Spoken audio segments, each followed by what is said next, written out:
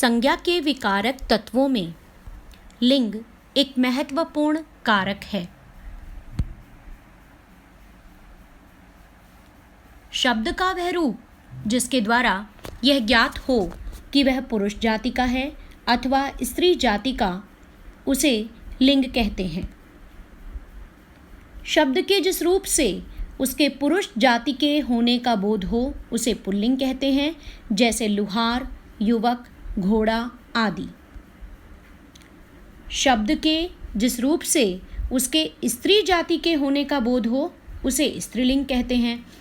उदाहरण के लिए चांदी, घड़ी, सखी, लड़की आदि। संज्ञा, सर्वनाम, विशेषण एवं क्रिया शब्दों की रूप रचना लिंग के कारण बदलती है।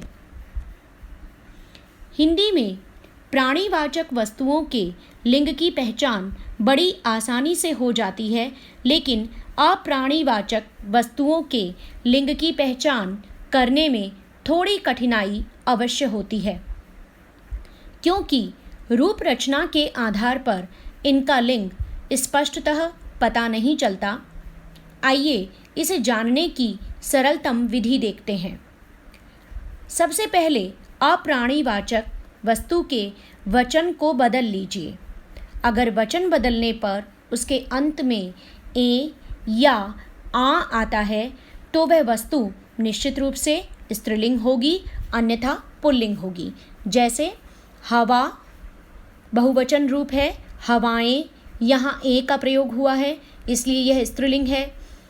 लकड़ी का बहुवचन रूप है लकड़ियाँ, यहाँ पर आ की आवाज़ है आखिर में और यह स्त्रीलिंग रूप है। जिस वस्तु का लिंग ज्ञात करना हो उसके बाद होता है, होती है लगाकर देखिए, आपको स्वयं मालूम हो जाएगा कि वह वस्तु स्त्रीलिंग है या पुल्लिंग है। गलत होने पर आपको स्वयं ही वाक्य अटपटा लगेगा। कुछ शब्द ऐसे होते हैं जो सदैव पुल्लिंग में ही प्रयोग किए जाते हैं। ये नित्य पुल्लिंग शब्द कहलाते हैं, जैसे गीदड़, भालू, मच्छर, कौवा आदि।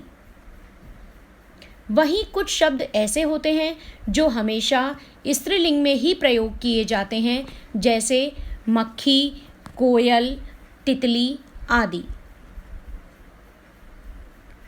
अब इनमें परस्पर परिवर्तन कैसे होगा?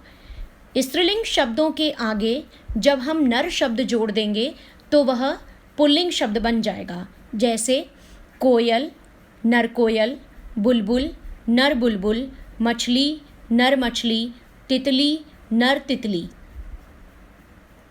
तो वहीं पुल्लिंग शब्दों के आगे मादा शब्द जोड़ देने से वह स्त्रीलिंग बन जाएगा। जैसे मच्छर, मादा मच्छर, खटमल, मादा खटमल, भेड़िया, मादा भेड़िया, कौवा, मादा कौवा। आइए अब पुल्लिंग की पहचान के कुछ नियमों से अवगत होते हैं। अक, आव, आवा, एरा, खाना, दान, वान, त्व, पन। इन प्रत्ययों से बने शब्द प्रायः पुल्लिंग होते हैं, जैसे वाहक, जुड़ाव, दिखावा, ममेरा, कबूतरखाना, कूड़ेदान, ज्ञानवान, लघुत्व, बचपन आदि। देशों, ग्रहों, महीनों, दिनों, पर्वतों, पेड़ों, अनाजों, धातुओं, रत्नों एवं शरीर के अंगों, मोटी भारी वस्तुओं आदि के नाम पुल्लिंग होते हैं। उदाहरण के लिए भारत, चीन, सूर्य, बृहस्पति, मंगल, बुधवार, गुरुवार, कार्तिक, श्रावण, हिमालय, बरगद, पीपल, बाजरा, चना, सोना, लोहा, हीरा, मोती, हाथ, कान, पत्थर, गट्ठर आदि। इनके कुछ अपवाद भी होते हैं, जैसे ग्रह होते हुए भी पृथ्वी स्त्रीलिंग है। पेड़ होते हुए भी इमली स्त्रीलिंग है। अनाज होते हुए भी मकई स्त्रीलिंग है। धातु होते हुए भी चांदी स्त्रीलिंग है। रत्न होते हुए भी मणि स्त्रीलिंग है। और शरीर के अंग होते हुए भी नाक स्त्रीलिंग है। स्त्रीलिंग की पहचान।